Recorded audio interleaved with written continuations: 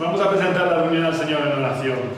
Señor y Padre Celestial, queremos darte las gracias por poder reunirnos en tu nombre. Gracias porque nos das el privilegio de haberte conocido, Señor. Gracias por todo lo que tú haces, porque hasta aquí nos has ayudado. Queremos pedirte, Señor, que tú nos bendigas en esta reunión. Padre, nos reunimos para cantarte, para darte gloria, para darte honra a ti. Pero también nos reunimos para recibir ministración de tu Espíritu.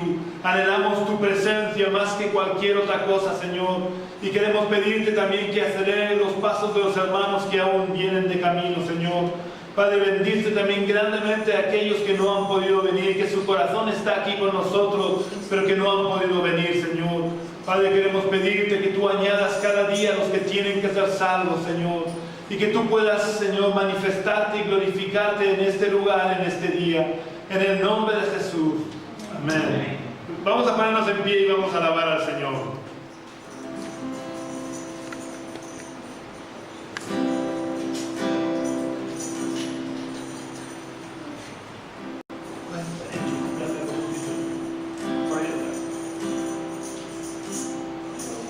Hay solo un botón. Problemas del directo.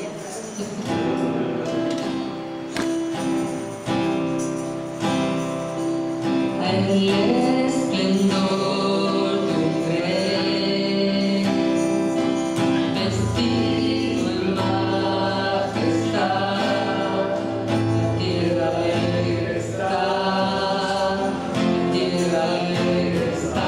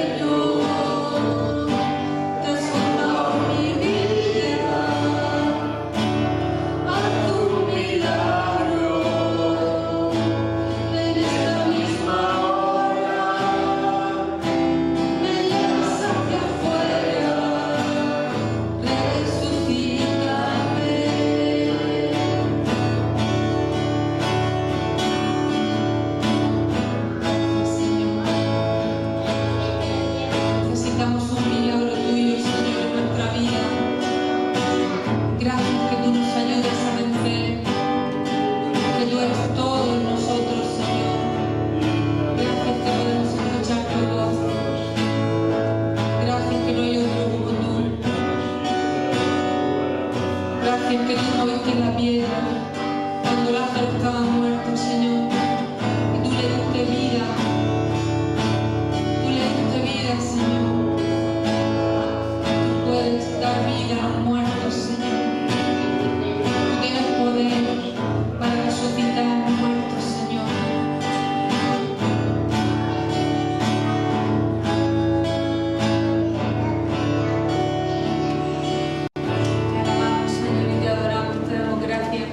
Por este día, Padre, por cada día de vida que tú nos das, Señor. Te damos gracias, Padre, por tu fidelidad con nosotros, porque aunque a veces nosotros somos infieles, tú permaneces fiel, porque, Señor, no somos dignos, pero tú nos haces dignos a través de la sangre del Cordero. Te damos gracias por poder reunirnos con libertad, Señor, porque en otros países nuestros hermanos están siendo perseguidos, asesinados, encarcelados, maltratados, Señor, desechados de la sociedad por amarte, Señor. Ayúdanos a aprovechar el tiempo, ayúdanos a interceder por esos hermanos, Señor, que están pasando tanto por tu reino, Señor. Bendice tú sus vidas, Padre. Gracias, Señor, por la visita de Pepe, Señor, del Padre de Silvestre. Te pedimos que lo bendigas, Señor, y que tú, Señor, puedas, Dios mío, hablar de su corazón. Gracias por Justa también, Señor. Gracias por todos los que estamos aquí en esta mañana. Te pedimos que hable a nuestros corazones, Señor. Gracias, Señor, por la operación de mamá, porque todo ha ido bien, porque tú has sido fiel, Señor. Gracias, Señor, en el nombre de Jesús. Eres Rey de este pueblo, eres Dios de nuestra ciudad, eres Señor de esta nación, eres Dios, eres nuestra esperanza, eres luz de la oscuridad, eres mar cansado, eres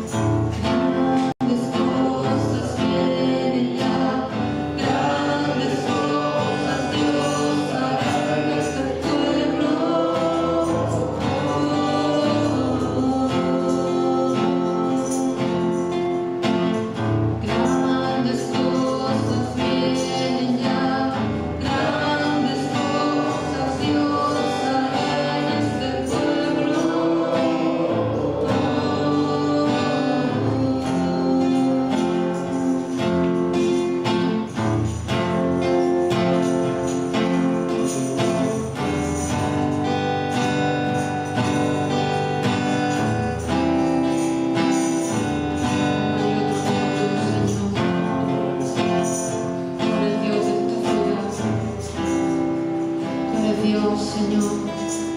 Tú gobiernas con poder, con autoridad, Señor.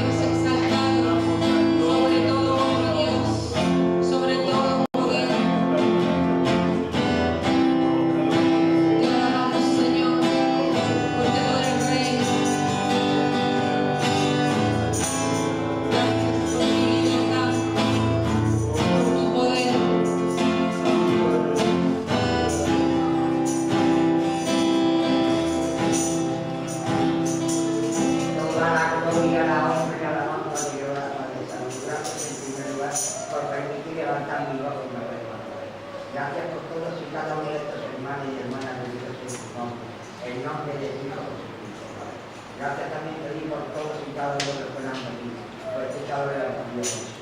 Santo y poderoso. Gracias por este nuevo día, Padre. Gracias por todo lo que has hecho con nosotros. Gracias por esta reunión, Padre. Por este grupo que sea un punto de victoria en tu nombre. En nombre de Hijo Jesucristo. Y todo lo que hagamos sea dirigido por ti, mi querido Espíritu Santo de todo el mundo. Y no solo dijera mi querido Espíritu Santo en esta mañana, sino todos y cada uno de los días de nuestra vida, allá donde quieran que estemos, Padre. Estemos en nuestros hogares, en la calle, en el trabajo, donde quiera que estemos, Padre. Deseamos esa sal de la tierra, esa luz de Dios que estemos, Padre. Y ayúdanos, Padre, en el encuentro primero, mi Señor, para que no hagamos tropezar a nadie ni a nada, Padre. Que no seamos de tropezos, sino que seamos esos, Padre, que tú quieres que seamos. Gracias por ser ese amigo y ese compañero, por esa preciosa sangre que derramaste por todos y por cada uno. Con ella nos lavamos las purificadas, con ella nos cubrimos, mi Señor, y perdona nuestros pecados porque pecadores estamos sin. Gracias, Padre Santo y Todopoderoso, por Dios de morir, el Padre de su Cristo, bendícelo, gracias. Sigue fortaleciendo, Dios Santo y Todopoderoso, y a su vez que Dios dale también, Padre, esa movilidad, esa paciencia que tú ayuda a los días de los primeros. Bendiga a su compañera, bendiga a sus hijos, bendice su hogar hasta el último momento. Y no solo por el Padre, sino por el Padre Santo y Todopoderoso, por su compañera, por sus hijos, Padre, por Ana, por Segundo, por su Padre, por su hijo, Padre. Santo y Todopoderoso, Señor, por este ciego fuerte y ungido por ti, por este pastor, por el Padre. Sigue respaldándolo, bendiciéndolo, enviándolo, bendiciendo. Mi querido Espíritu Santo, de poder de Dios, allá donde quiera que esté, donde quiera que vaya, todo lo que haga bajo tu intención, Señor. Bendícelo, bendiga a su compañera Juan, Padre. Sigue dando esa promesa para que te siga alabando, Padre, en cada momento de cada instante. Bendiga a su hija y toda su corazón, Padre. Y bendiga también a María y Padre, a esa hermana. Sigue dándole esa fortaleza, más y más, Padre. Y no solo por ellos, sino por todos y cada uno de los expertos, Padre. Allá donde quiera, Padre. Santo y Todopoderoso. Gracias, Padre, una vez más por ser ese Espíritu. Gracias por estar a nuestro lado en cada instante, en cada momento, en cada situación. Gracias por tu ayuda, por tu media cada semana. Gracias por nuestros compañeros, por nuestros hijos, por nuestros familiares, Padre. Gracias por nuestros hogares, Padre. Gracias por ser ese. También te presento, Padre, a todos y cada uno de sus hermanos y hermanas, Padre, del mundo entero, allá donde quiera que estén, Padre Santo.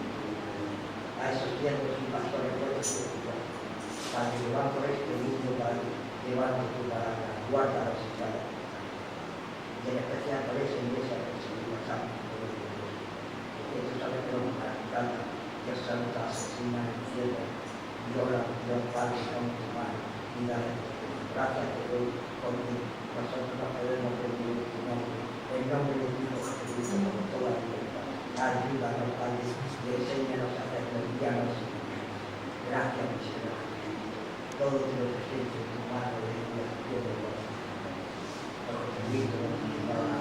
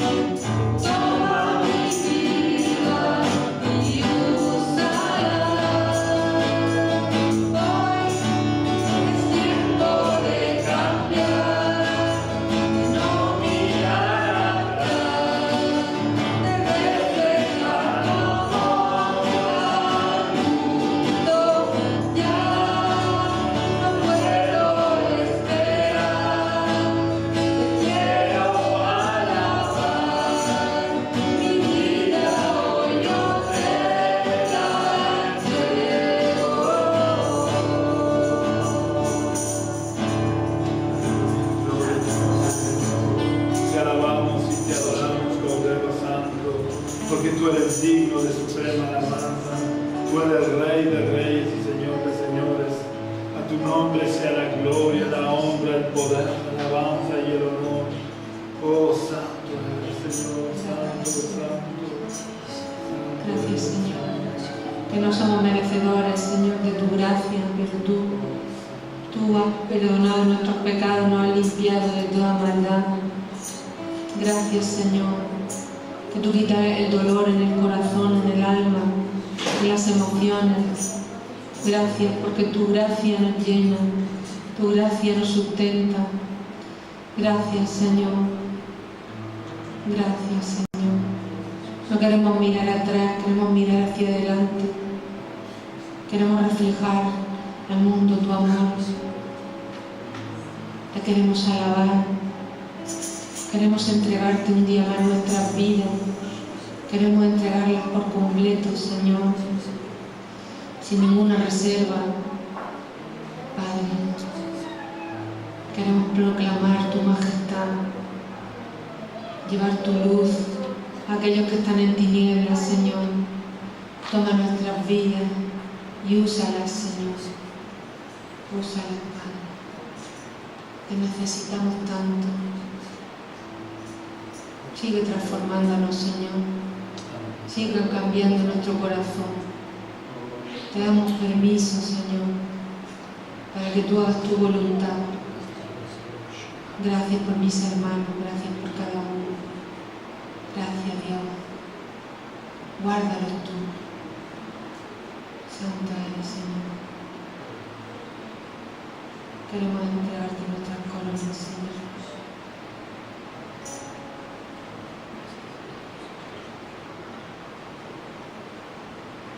Te alabamos, Señor. Te amamos, Señor. Vamos a pedir que nuestro hermano Silvestre pase el servicio de la ofrenda.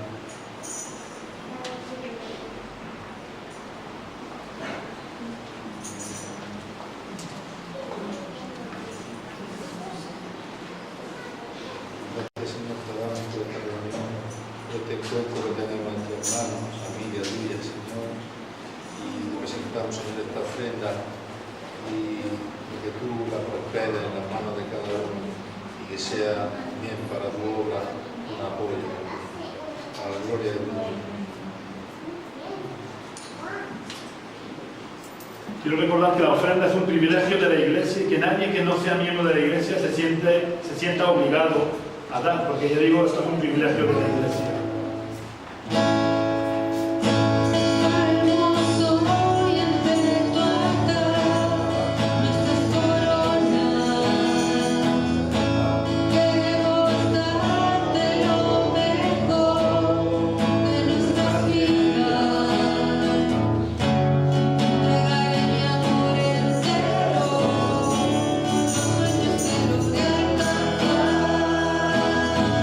Te daré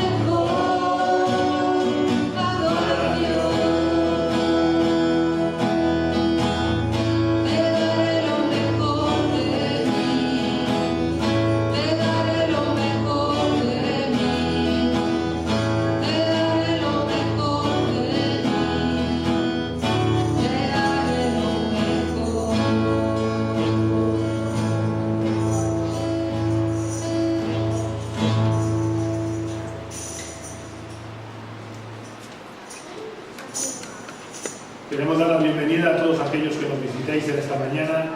Que el Señor os bendiga mucho entre nosotros. Y pues,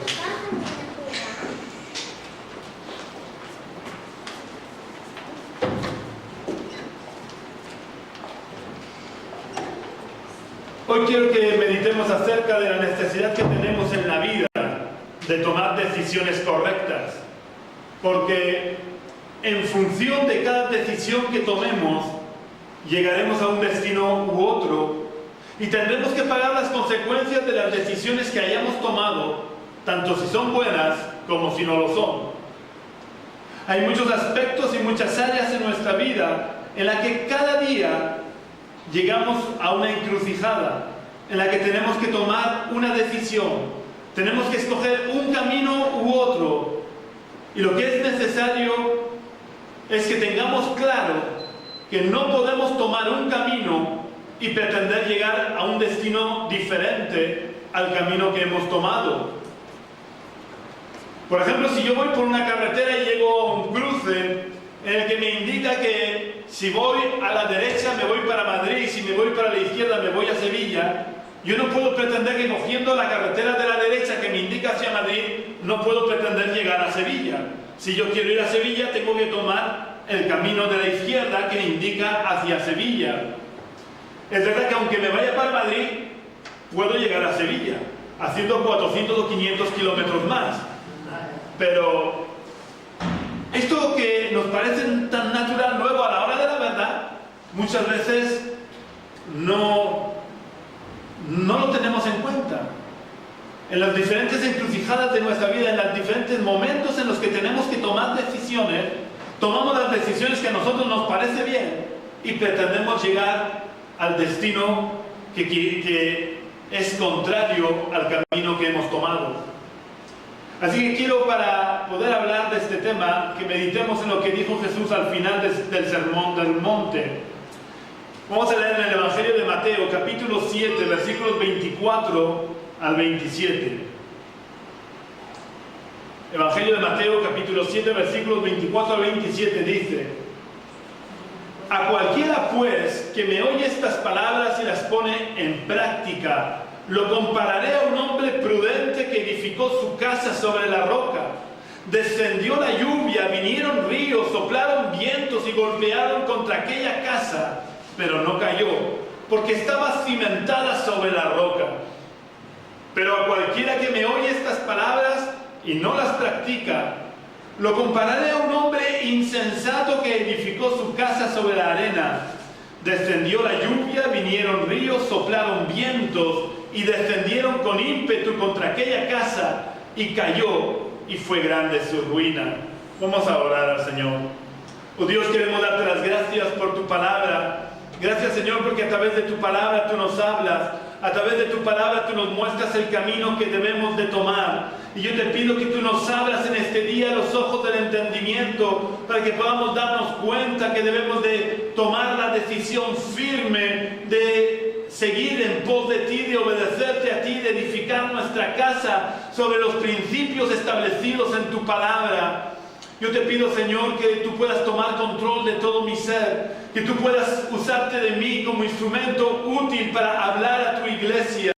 Oh Dios, yo reconozco mis limitaciones, reconozco mi incapacidad, reconozco mi necesidad de ti. Por eso clamo a ti y te suplico, Señor, que tú puedas tomar control de todas mis facultades, de todo mi ser, de mi cuerpo, mi alma y mi espíritu, y puedas usarme como instrumento útil para hablar a tu iglesia.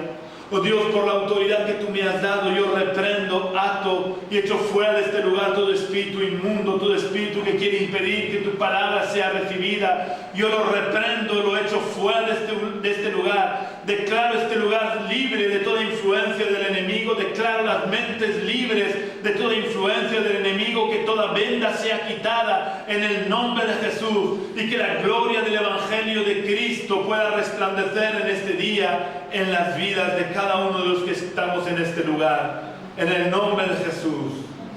Amén. Aquí nos encontramos ante dos personas que en un momento de su vida tuvieron que tomar una decisión. Las dos personas querían edificar una casa. Y probablemente en el momento que querían edificar la casa, el cielo estaba despejado, el sol relucía y no se veía ninguna nube. Así que uno decidió tomar el camino más fácil. Uno decidió hacer las cosas lo más rápido, lo más sencillo, lo que costara menos esfuerzo, y edificó su casa sobre la arena. Porque claro, las circunstancias eran buenas. El cielo estaba despejado, nada podía hacer presagiar que un día podría llover. Y él edificó su casa sobre la arena.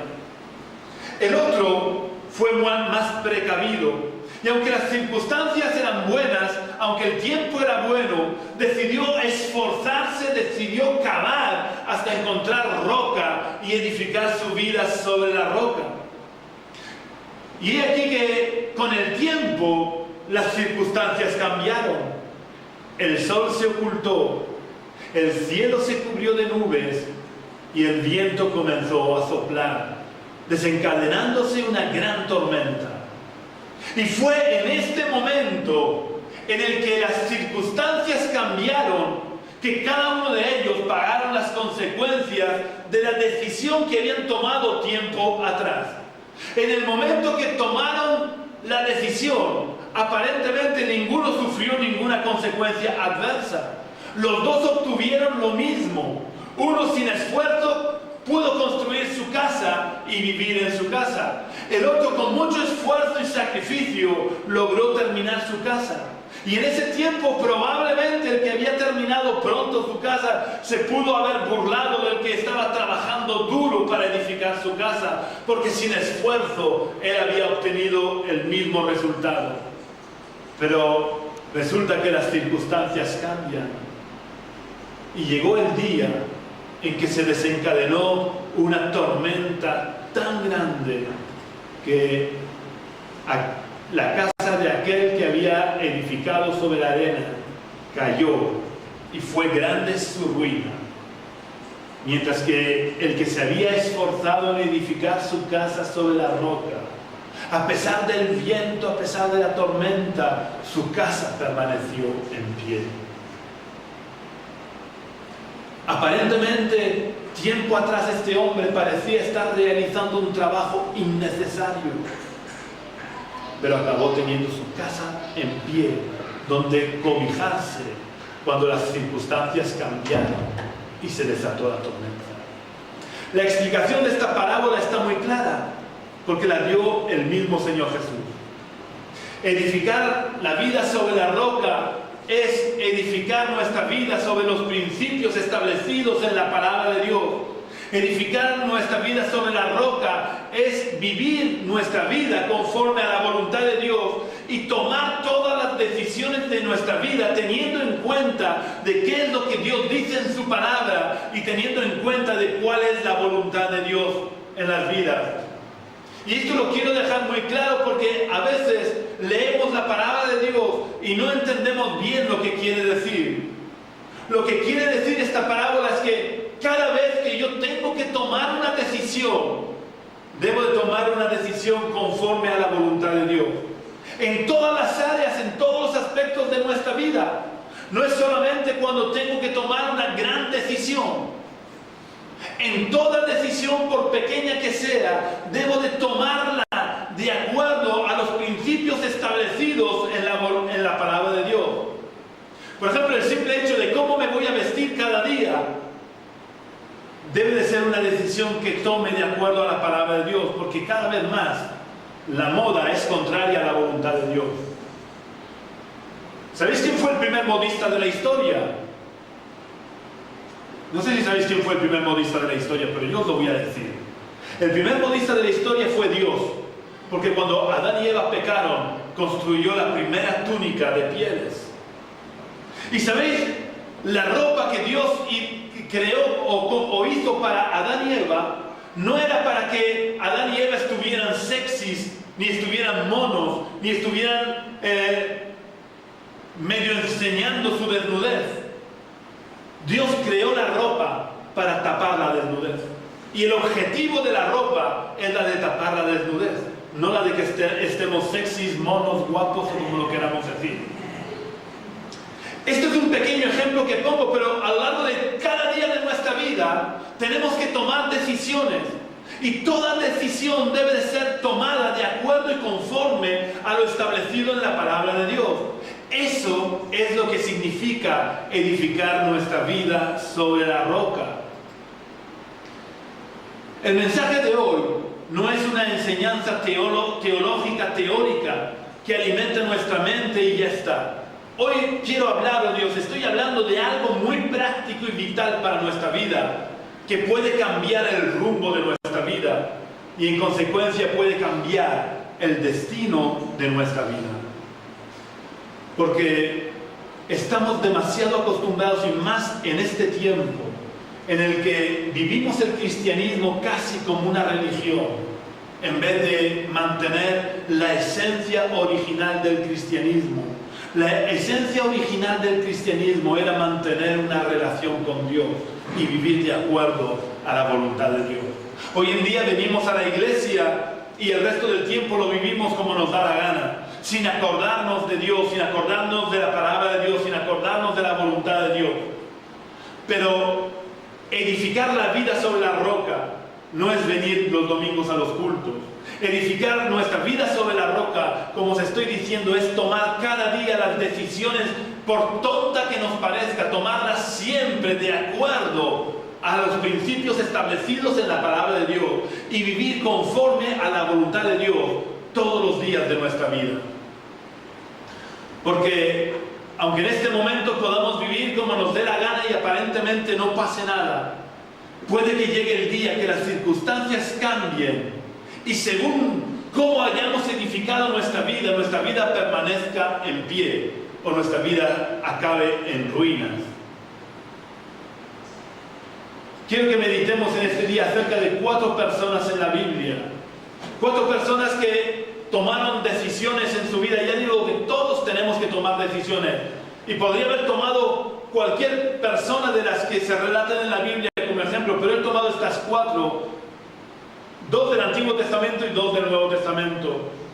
En cada uno de los ejemplos que he tomado, uno tomó las decisiones de acuerdo a la voluntad de Dios y el otro tomó decisiones dándole la espalda a Dios. Es decir, uno edificó su vida sobre la roca y el otro edificó su vida sobre la arena, y veremos cuáles fueron su final.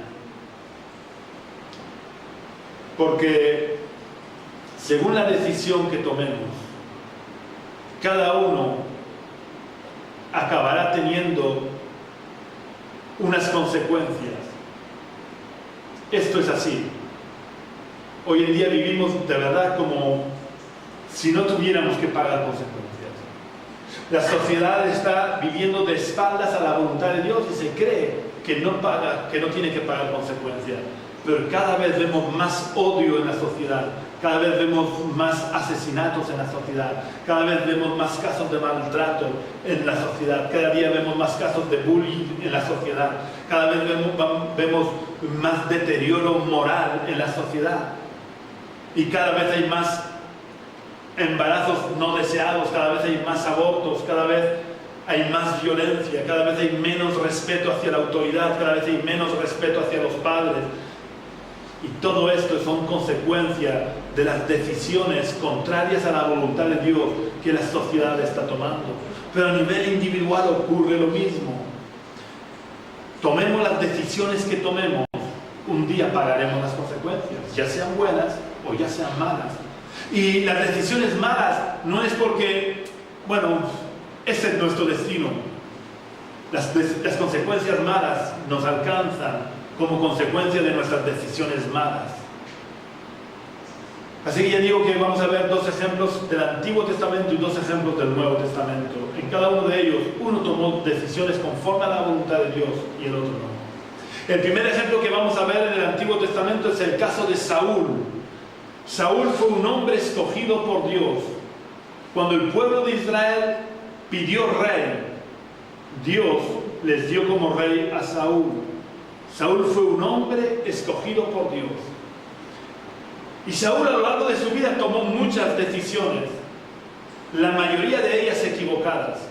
Pero hubo dos decisiones en su vida que marcaron el destino, no solamente de su vida, sino el destino de sus descendientes. Y eso es importante, que nos demos cuenta de la gravedad que podemos provocar, o de la desgracia que podemos provocar sobre nuestra descendencia. Porque las decisiones que tomamos nosotros a veces no solo nos afectan a nosotros, sino que afectan también a nuestros descendientes. Vamos a leer como ejemplo en 1 Samuel. Ya digo que Saúl tomó muchos ejemplos o muchas decisiones equivocadas en su vida, pero vamos a leer concretamente una. 1 Samuel capítulo 13, versículos 6 al 9. Por favor, cuando lo encontréis, leerlo.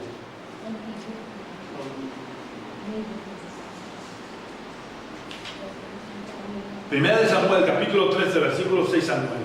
Cuando los hombres de Israel vieron que estaban en peligro, porque el pueblo estaba en grave aprieto, se escondieron en cuevas, en fosos, en peñascos, en rocas y en cisternas.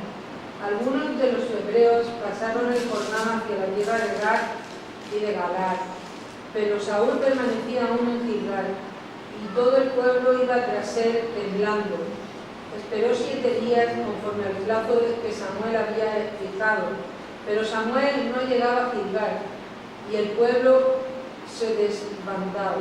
Entonces dijo Saúl: traedme el holocausto y las ofrendas de paz, y ofreció el holocausto. Para situarnos, diré que Israel marchaba a la guerra contra los filisteos. Ellos sabían que las batallas las ganaban o las perdían en función de que Dios estuviera con ellos.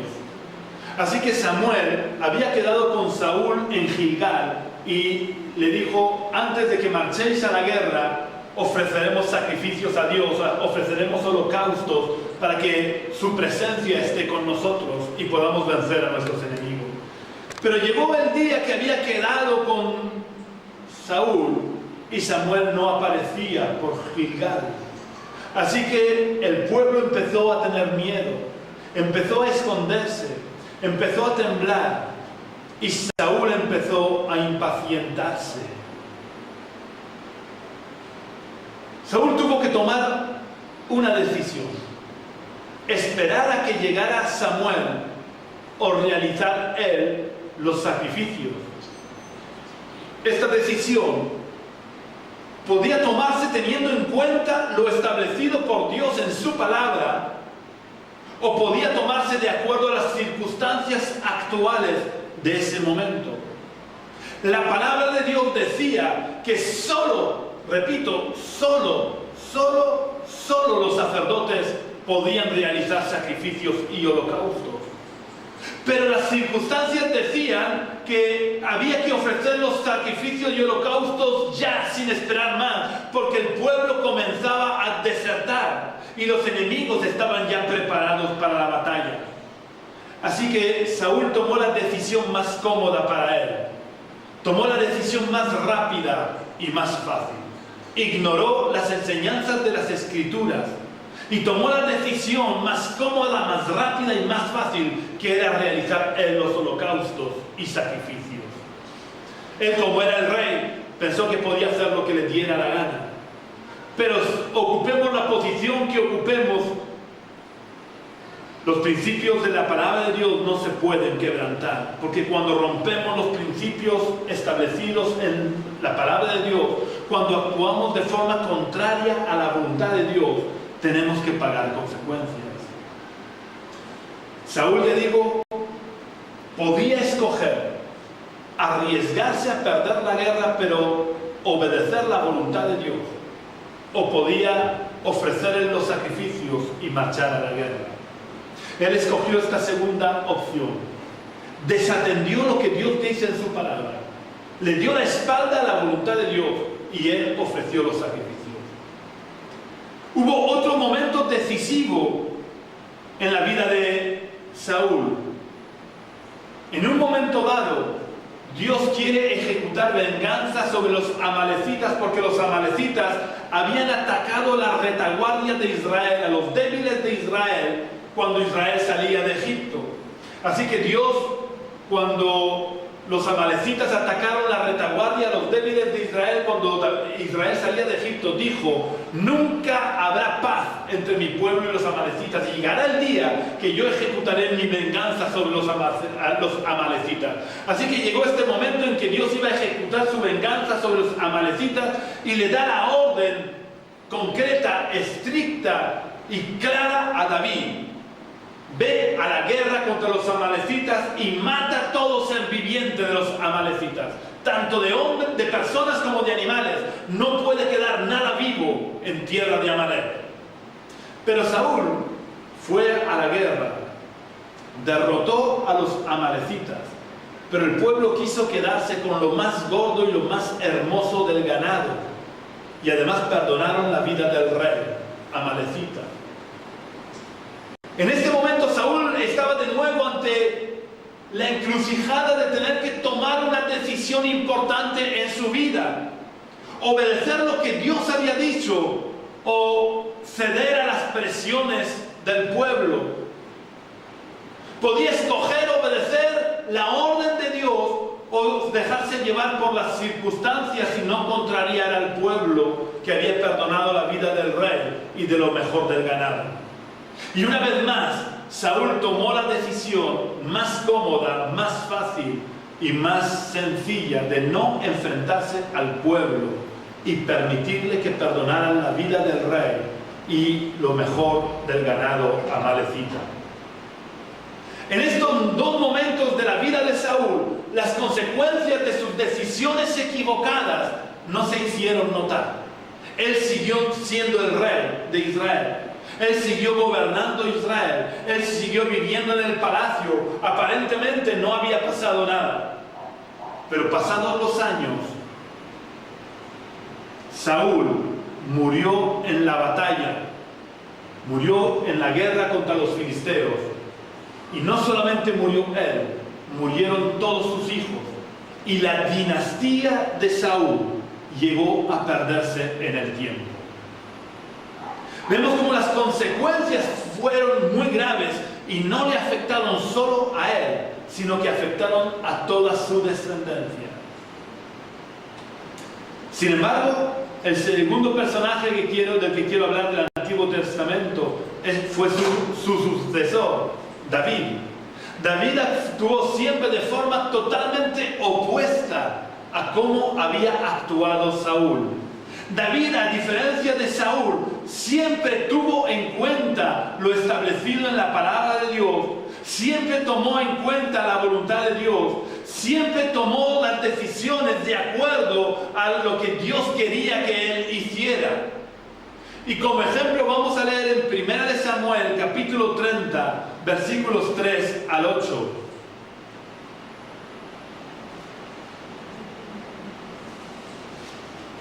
Primera de Samuel, capítulo 30, versículos 3 al 8.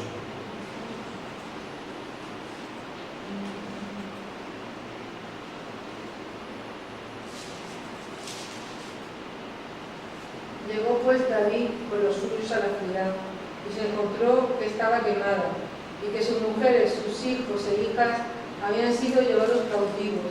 Entonces David y la gente que lo acompañaba lloraron a voz en cuello, hasta que le faltaron las fuerzas para llorar. Las dos mujeres de David, Ahinoam, Jerecita y Abigail, la que fue mujer de Nabal, el de Carmel, también habían sido llevadas cautivas.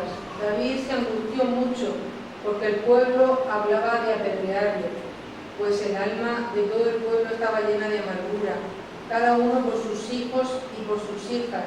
Pero David halló fortaleza en Jehová, su Dios, y dijo al sacerdote Abiatar, hijo de Abimelech: te ruego que me acerques el efod.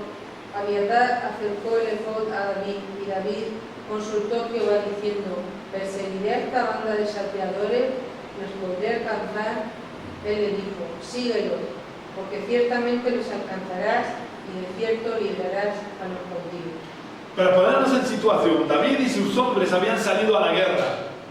Y mientras ellos estaban guerreando, vino una banda de amalecitas y atacaron la ciudad donde ellos vivían y se llevaron cautivas a sus mujeres y a sus hijos y sus hijas.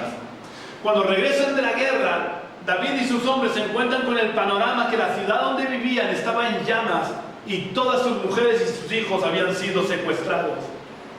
Así que el pueblo pilla un rebote contra David y hablan de apedrearlo. En esta situación tan complicada, David tiene que tomar una decisión. Y lo que quiero que nos demos cuenta es que David dice que halló fortaleza en Jehová. No buscó el consuelo de los hombres, no buscó el agradar a los hombres, no buscó lo más cómodo y lo más fácil y lo más rápido para él. Él se fortaleció en Jehová su Dios. Y lo más lógico, lo que hubiéramos hecho quizás el 90% de nosotros, es haber salido rápidamente a ver si alcanzábamos a aquellos que habían hecho eso. Porque claro, cuanto más tiempo pasara, más difícil sería de alcanzarlos. Sin embargo, David, en esta situación, tomó la decisión más complicada, y era no tener prisa. E hizo llamar al sacerdote y buscó a Dios para seguir la voluntad de Dios, para obedecer a Dios. No le importaba que el pueblo estaba queriendo apedrearlo. Lo que a él le importaba era qué opinaba Dios en esa decisión que él tenía que llevar. Y eso a pesar, como digo, de que cuanto más tiempo pasara, más difícil sería de alcanzar a los que habían hecho esto. Sin embargo, David no se dejó llevar por las circunstancias, ni tomó la decisión más fácil y cómoda. David se tomó todo el tiempo que necesitó para buscar a Dios y conocer la voluntad de Dios para obedecerle. Es verdad que al final tomó la decisión de perseguir a los que habían hecho eso, pero la decisión no la tomó ni por las circunstancias, ni por las presiones del pueblo, ni porque a él le pareciera la mejor opción. David tomó la decisión de perseguir a los que habían atacado la ciudad porque Dios se lo dijo que tenía que hacer eso. David no tomó una decisión precipitada ni sin tomar en cuenta la voluntad de Dios, sino todo lo contrario. David se tomó todo el tiempo necesario para conocer la voluntad de Dios, para poder oír la voz de Dios y poder obedecer lo que Dios quería que él hiciera. Las circunstancias indicaban que lo mejor era salir en busca de quien había atacado la ciudad lo antes posible. Sin embargo, a David no le importó poner en riesgo su vida, porque el pueblo quería apedrearlo. A David lo único que le importaba era edificar su vida sobre la roca. Es decir, lo único que le importaba era tomar sus decisiones de acuerdo a lo establecido por Dios en su palabra. David tomaba sus decisiones de acuerdo a la voluntad de Dios. Otro ejemplo importante en la vida de David fueron las dos oportunidades que él tuvo de matar a Saúl. Resulta que, por lo que hemos visto antes, Dios desecha al rey Saúl y le dice que él ya no será rey sobre Israel. Y Dios envía a Samuel para que unja por rey de Israel a David cuando era un simple pastor de ovejas. Pero como digo antes, las circunstancias del rey Saúl no cambiaron enseguida. Él siguió siendo el rey. Y a pesar de que David también había sido ungido por Dios como rey, David siguió viviendo durante un tiempo al servicio de Saúl, y luego a Saúl se le cruzaron los cables y decidió matar a David. Así que David tuvo que, a pesar de haber sido ungido como rey, tuvo que huir de Saúl sin ningún motivo. Él jamás traicionó a Saúl. Sin embargo, Saúl en varias ocasiones lo intentó matar. Así que estando huyendo de Saúl, se esconde en una cueva. Y resulta que el rey Saúl tiene ganas de hacer sus necesidades. Y pasaba por allí. Y se mete en la cueva donde estaba David para hacer sus necesidades. Y cuando sale, acampan delante de la cueva. y todos se quedan dormidos. El rey Saúl se queda dormido, los guardias del rey se quedan dormidos, el ejército de Israel se queda dormido. Y entonces David llega a donde está el rey y le corta el borde del manto para que Saúl supiera que él podía haberlo matado si hubiera querido.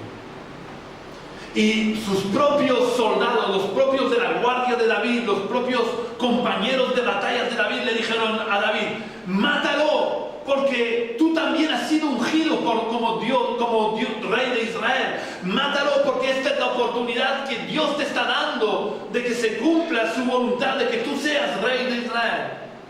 Pero David no tomó una decisión precipitada. David no se dejó llevar por las apariencias que las circunstancias producían, porque las apariencias eran que Dios había puesto a Saúl al alcance de la mano de David para que David lo matara. David no se dejó llevar por las voces de sus hombres que le estaban incitando para que lo mataran y así se cumpliera la voluntad de Dios de que David fuera el rey en Israel. Para David lo más sencillo hubiera sido matar a Saúl y erigirse en rey de Israel, porque él había sido ungido también como rey. Pero él no tomó la decisión más rápida ni se dejó llevar por las circunstancias. David tomó la decisión más complicada, que era la de obedecer los principios establecidos en la palabra de Dios, que dice que no se debe de levantar la mano contra el ungido de Dios, aunque el ungido de Dios haya desobedecido a Dios. Y Saúl había sido ungido por Dios. Así que David, en contra de lo que supongo que él desearía en lo profundo de su corazón, no ya por desear ser rey, sino simplemente por tener tranquilidad, porque Saúl lo estaba persiguiendo para matarlo sin motivo.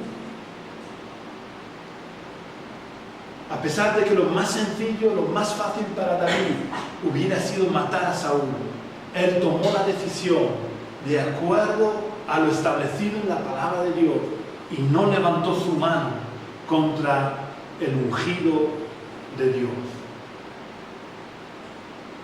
Y las consecuencias de estas decisiones que él tomó en su vida de obedecer la voluntad de Dios por encima de sus sentimientos, por encima de su comodidad, por encima de su familia, por encima de cualquier otra cosa, el tomar siempre las decisiones conforme a la voluntad de Dios, trajeron las consecuencias de que cuando se levantaron tormentas en su vida, porque se levantaron tormentas graves, serias y grandes en su vida nunca se derrumbó.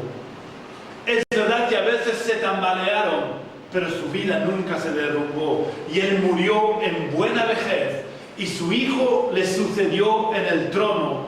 Y su dinastía sigue permaneciendo hoy en día firme en el trono, porque no olvidemos que Jesús es hijo de David.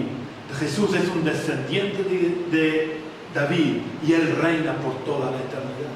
Es decir, vemos las consecuencias tan diferentes que tuvieron los dos reyes. Saúl decidió tomar las decisiones siempre más cómodas, más rápidas, más sencillas, y acabó muerto a manos de sus enemigos y su dinastía borrada del mapa. Sin embargo, David decidió obedecer a Dios a pesar de que eso implicara poner en riesgo su vida, y acabó muriendo de viejo, viendo a su hijo sentarse en el trono y teniendo su dinastía aún 31 siglos después vigente, porque la dinastía de David permanecerá para siempre. El ejemplo de las dos personas que he tomado del Nuevo Testamento las vamos a ver superficialmente porque pues no quiero alargarme demasiado y porque son dos personas muy conocidas. La primera persona que quiero citar es Judas. A que todos sabemos quién fue Judas. Judas es una persona muy conocida. Pero sin embargo, Judas fue escogido directamente por Jesús como los demás discípulos. Judas convivió con Jesús como los demás discípulos. Judas escuchó las mismas enseñanzas y vio los mismos milagros que los demás. Pero sabéis, además Judas, en alguna ocasión, y esto a veces pasa desapercibido, ocupó un lugar de honor entre los discípulos. Él tuvo cierto privilegio entre los discípulos. Porque, por ejemplo, él era el tesorero del fondo común que tenían los discípulos. Jesús había llamado a unos cuantos hombres que tenían familia, eran hombres casados y con hijos, y les hizo dejar de trabajar para que le siguieran y predicaran el Evangelio. Así que Jesús tenía una bolsa, un fondo común que recibía ofrendas.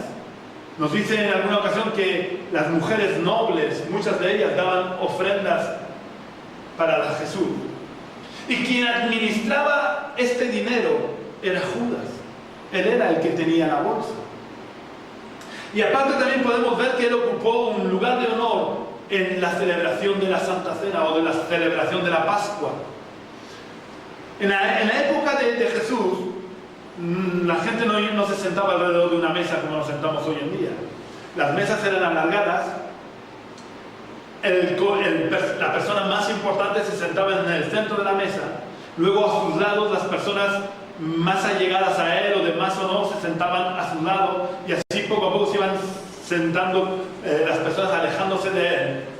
Y bueno, no sentados, realmente estaban recostados, pero bueno, se iban sentando. Pues quien estaba al lado de Jesús en un lado estaba Juan, el discípulo amado, y en el otro lado estaba Judas. Él ocupó un lugar de honor. Pero a pesar de las responsabilidades que él tuvo, a pesar de ese lugar de honor entre los discípulos, Judas nunca edificó su vida sobre la roca, sino que a lo largo de los 3 años que convivió con Jesús, siempre tomó decisiones en función de las circunstancias o en función de lo que resultaba más cómodo, más rápido y más sencillo. Judas, a pesar de todo lo dicho, nunca se preocupó de poner en práctica lo que había aprendido a lo largo de toda su vida. Así que cuando en su vida se levantó la tormenta,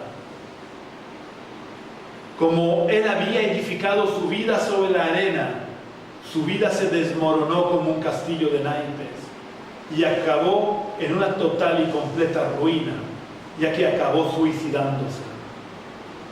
La segunda persona de la que quiero hablar del Nuevo Testamento es el apóstol Pedro. Y quiero hablar del apóstol Pedro porque vivió circunstancias muy parecidas a las de Judas. Incluso sufrió una tormenta muy parecida a la de Judas. Pedro también, como Judas y como los demás discípulos, había sido elegido por Jesús. También, al igual que Judas y que los demás discípulos, convivió con Jesús 3 años y escuchó las mismas enseñanzas y vio los mismos milagros que había visto Judas y que habían visto los demás discípulos.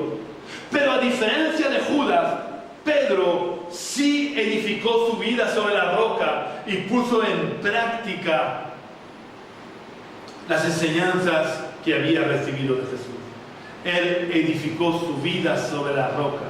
Y cuando se levantó la tormenta en su vida y negó a Jesús, su vida, aunque se tambaleó y parecía que iba a acabar en ruinas, como había edificado su vida sobre la roca, su vida se mantuvo en pie y fue restaurada.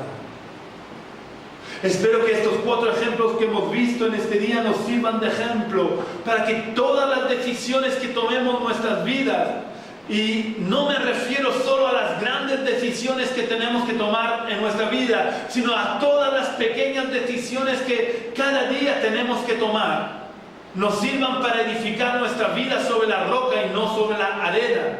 Es decir, que cada decisión que tomemos, no la tomemos en función de las circunstancias del momento, no la tomemos en función de lo que dirán los demás, de lo que a nosotros nos parezca mejor.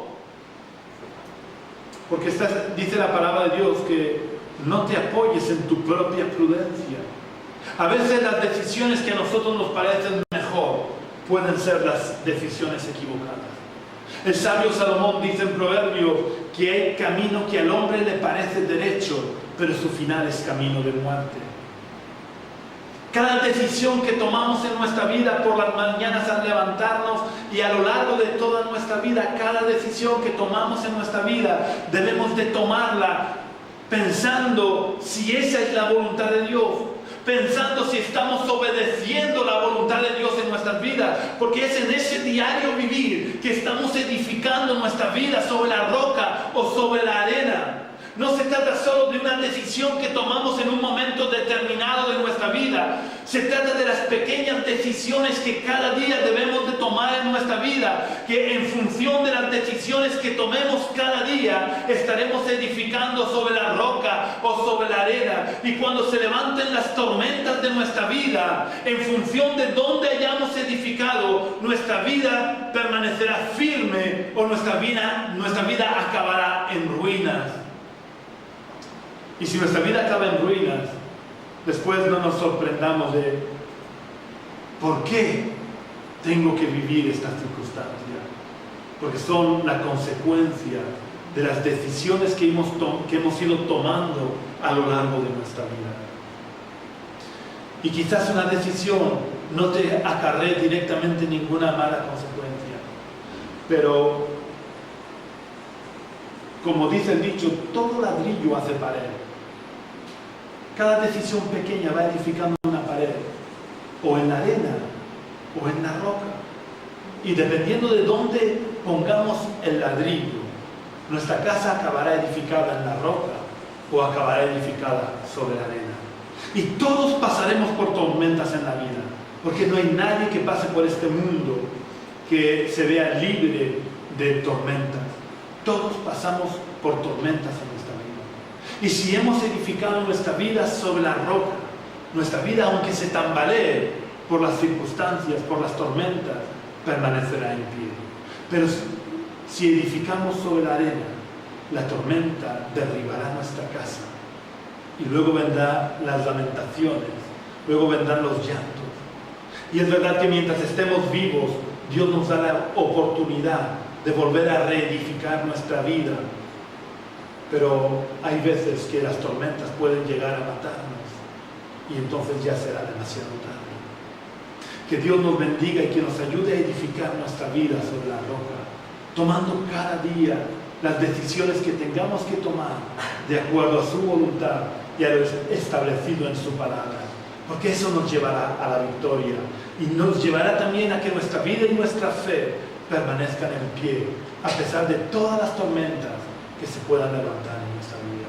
Vamos a orar al Señor. Y quiero seguir haciendo el llamado para todos aquellos que queráis tomar la decisión de seguir a Jesús, de poner vuestra vida sobre la roca. Os invito a que mientras yo estoy orando, despidiendo el culto, podáis acercaros y enseñarle que tomáis la decisión de seguir a Jesús. Y luego oraremos por vosotros.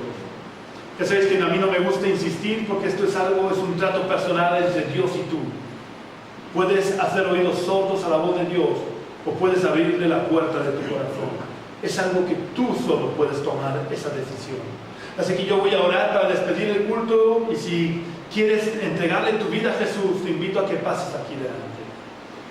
Señor y Padre Celestial, queremos darte las gracias por tu palabra, gracias por haberte revelado en tu palabra, gracias por habernos mostrado el camino por el que tú quieres que caminemos. Gracias, Señor, por todo lo que tú haces en nuestras vidas, porque hasta aquí nos has ayudado, porque tu diestra nos ha sostenido. Oh Dios, queremos pedirte que nos ayudes cada día a tomar las decisiones conforme a tu voluntad. Ayúdanos cada día, Señor, a no dejarnos guiar por las circunstancias, por nuestras necesidades, por nuestros deseos, por nuestra voluntad, sino que nos dejemos guiar única y exclusivamente por aquello que sabemos que es tu voluntad, por aquello que te glorifica a ti, por aquello que está escrito en tu palabra. Yo te pido, Señor, que tú grabes tu palabra en nuestros corazones para que vivamos conforme a tu palabra y vivamos, Señor, conforme a tu voluntad. Para que cuando se levanten las tormentas en nuestra vida, nuestras vidas permanezcan en pie y nuestra fe siga firme hasta el final, Señor. Para que cuando llegue el final de nuestros días podamos decir como el apóstol Pablo: he peleado la buena batalla, he guardado la fe. Oh Dios, que podamos acabar nuestra carrera guardando la fe, que podamos acabar nuestra vida guardando la fe.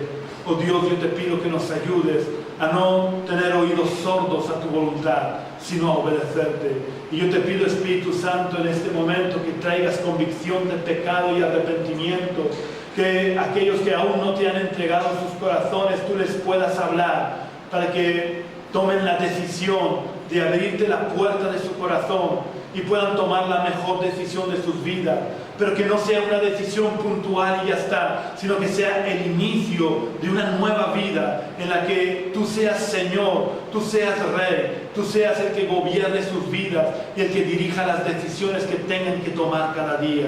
Oh Dios, yo te pido que cuando salgamos de este lugar, no salgamos de tu presencia, sino que seamos conscientes de tu presencia en todo tiempo, en todo lugar, Señor.